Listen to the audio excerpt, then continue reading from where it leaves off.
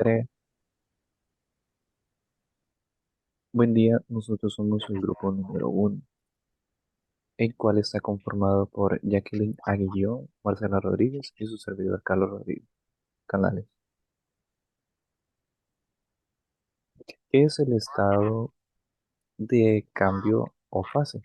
Es más bien conocida la clasificación tradicional de la materia en el estado sólido, líquido y gaseoso, y se tiene una cierta idea de las características microscópicas de cada uno de estos estados. En el sólido, las moléculas ocupan posiciones definidas en el espacio. Al caso contrario con el gas. En el gas, las moléculas se mueven caóticamente por el volumen disponible y en el caso del líquido tienen un lugar de una situación intermedia en la que las moléculas tienen cierta movilidad, pero es más reducida que en los gases. Causas del cambio de estado. Los cambios físicos se originan por dos causas, una por la fuerza externa sobre un cuerpo y la otra por el calor. El calor es una fuerza de energía que se transmite de un cuerpo más caliente a uno más frío o viceversa. El estado de la materia se modifica como consecuencia de cambios en la presión y la temperatura. Un sólido se transforma en líquido en el proceso de fusión y en gas a través de la sublimación. De la misma manera, un líquido que pasa al estado sólido en la solidificación y al gaseoso mediante la evaporación o ebullición.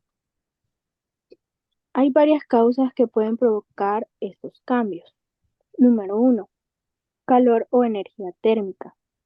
El aumento de la temperatura puede causar fusión, convirtiéndolo en líquido o la evaporación de un líquido convirtiéndolo a gas.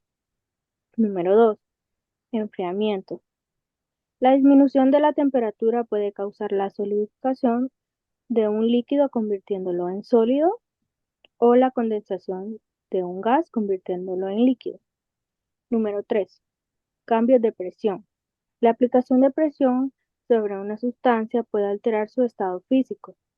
Por ejemplo, al aplicar presión a un gas puede comprimirse y convertirse en líquido. Y número 4, composición química. Algunos compuestos químicos son volátiles o inestables, lo que significa que puede cambiar de estado sin la necesidad de cambios de temperatura o presión significativos.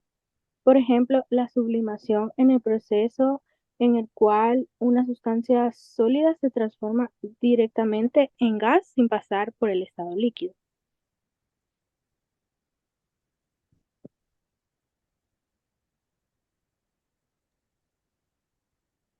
Tipos de estado, tipos de cambios de estado o fase. Hay dos tipos de cambios de la materia, cambios físicos y cambios químicos, y están divididos en progresivos y en regresivos. Los progresivos vendrían siendo la vaporización, fusión y sublimación progresiva, y los regresivos, la condensación, solidificación y sublimación regresiva. Las transiciones de fase que vamos a ver van acompañadas de absorción o desprendimiento de calor, que se denomina calor latente, y a estas transiciones se les llama transiciones de fase de primer orden. Una de sus propiedades más importantes es que dos o tres fases pueden estar juntas en equilibrio a determinados valores de la presión y la temperatura. Por ejemplo, podemos tener agua en equilibrio con hielo o con vapor de agua o incluso las tres fases del agua en equilibrio. Existen otro tipo de transiciones de fase sin calor latente, como por ejemplo la transición de un cristal desde una estructura cristalográfica a otra, que se denominan transiciones de fase de segundo orden. Los procesos en los que una sustancia cambia de estado son la sublimación, la vaporización, la condensación, la solidificación, la fusión y la sublimación inversa. La sublimación es un fenómeno mediante el cual la materia pasa del estado sólido al estado gaseoso sin pasar por el estado líquido. Por ejemplo, las pastillas de naftalina que se degradan de manera paulatina de sólido a gaseoso. Y otro ejemplo podría ser el hielo seco. La vaporización es el cambio de estado de agregación de líquido a gaseoso. Es un proceso termodinámico, o sea, es decir, que se origina por la acción del calor y la presión. Y como ejemplo podríamos decir las nubes o vegetales disecados. En la condensación es el proceso físico que consiste en el paso de una sustancia de forma gaseosa a forma líquida. Este cambio de fase genera una cierta cantidad de energía llamada calor latente. El paso de gas a líquido depende, entre otros factores, de la presión y de la temperatura. Por ejemplo, el rocío. La disminución de la temperatura ambiental durante la madrugada permite la condensación del vapor de agua en la atmósfera sobre las superficies expuestas, donde deviene de gotas de agua conocidas como rocío. Apenas la temperatura se incrementa, a lo largo del día dicho rocío se evapora y recupera su forma gaseosa. Luego tenemos también la solidificación, que es un proceso físico en el que se da el cambio de estado de cualquier materia que pase de líquido a sólido. Este fenómeno se lleva a cabo debido a una disminución de la temperatura y de la energía que existe entre los enlaces químicos de los elementos que constituyen la materia. Por ejemplo, la fabricación del hielo, que al llevar el agua a su punto de congelación, que es de 0 °C, el líquido pierde su movilidad y se regresa al sólido. La formación del hielo con la manera del envase en el que estaba el agua. También tenemos la fusión, que consiste en un cambio de estado de una materia en estado sólido a líquido. Este tipo de transición se produce cuando la temperatura que adquiere la materia sólida aumenta a una determinada temperatura llamada punto de fusión. Por ejemplo, la temperatura de fusión del helio es de -272 °C. Y por último tenemos la sublimación inversa. Se determina como sublimación el indicar la conversión directa sólido-vapor sin la intervención líquida. Por ejemplo, la purificación del yodo, el azufre, el naftaleno o ácido benzoico, que resultan muy variables por su sublimación, debido a que las presiones de vapor de estos sólidos tienen valores bastante elevados, es que se da este estado. Veamos ahora que cuando un sistema está formado por dos fases de la misma sustancia, el equilibrio se produce cuando el potencial químico de la sustancia en ambas fases es igual. Hemos visto que el equilibrio de fases se produce cuando los potenciales químicos, que son funciones de la presión y la temperatura, em, las dos fases son iguales.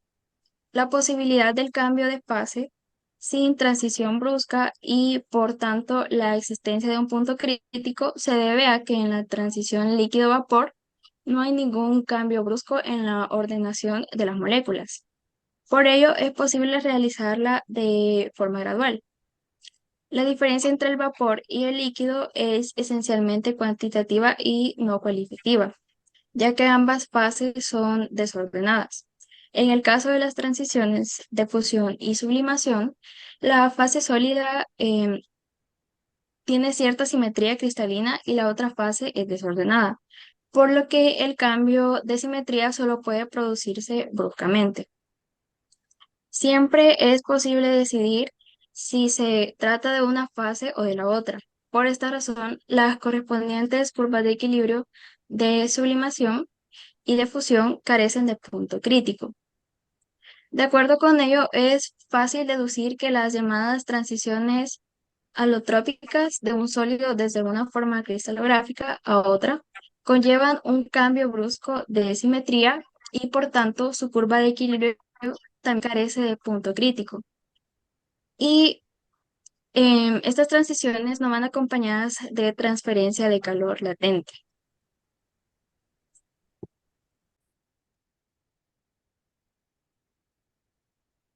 Como último punto tenemos los ejercicios, el cual nos dice que debemos usar 1 kilogramo de mercurio a 25 grados Celsius a un sólido.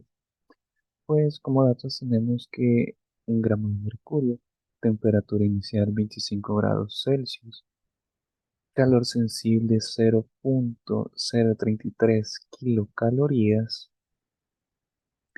como calor latente de la solidificación o fusión tenemos 2.8 kilocalorías y como punto de fusión tenemos menos 38.9 grados Celsius.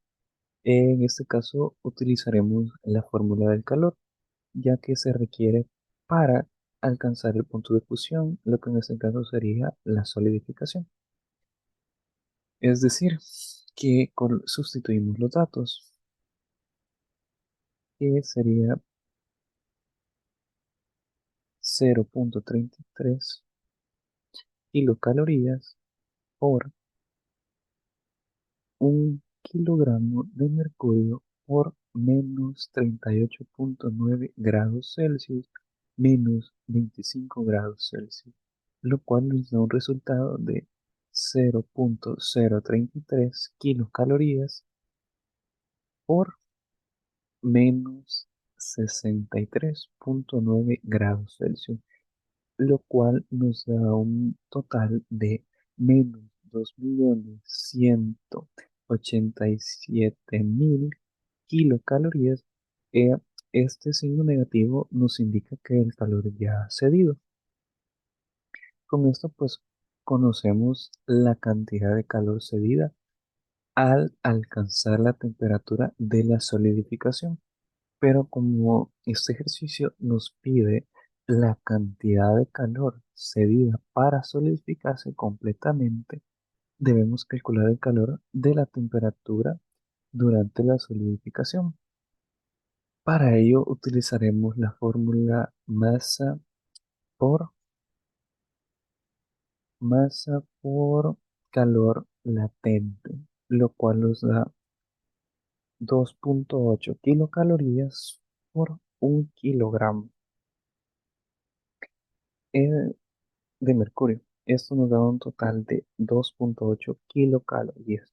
En este proceso de la solidificación el mercurio cede el calor. Por lo tanto, el resultado de esta segunda etapa es menos 2.8 kilocalorías. Pero recordemos que durante este proceso la temperatura permanece constante, pero finalmente sumamos ambas cantidades de calor, la que sería menos 2.187.000 kilocalorías por menos 2.8 kilocalorías, lo cual nos da un resultado de menos 4.987.000 kilocalorías. Y como segundo ejercicio tenemos qué cantidad de aluminio se podría fundir con 20 kilocalorías si aquel está a una temperatura de fusión. Como datos tenemos que 20 kilocalorías sobre 94 kilocalorías, perdón, lo cual sería el calor latente de la fusión. La fórmula que utilizaremos es masa por calor latente de la fusión. Pues para resolver este ejercicio solo aplicamos la fórmula sustituyendo los valores. Tenemos un resultado de 20 kilocalorías sobre 94 kilocalorías, lo cual nos da un resultado de masa igual a 0.213 kilogramos o 213 gramos. Agradecemos su atención prestada.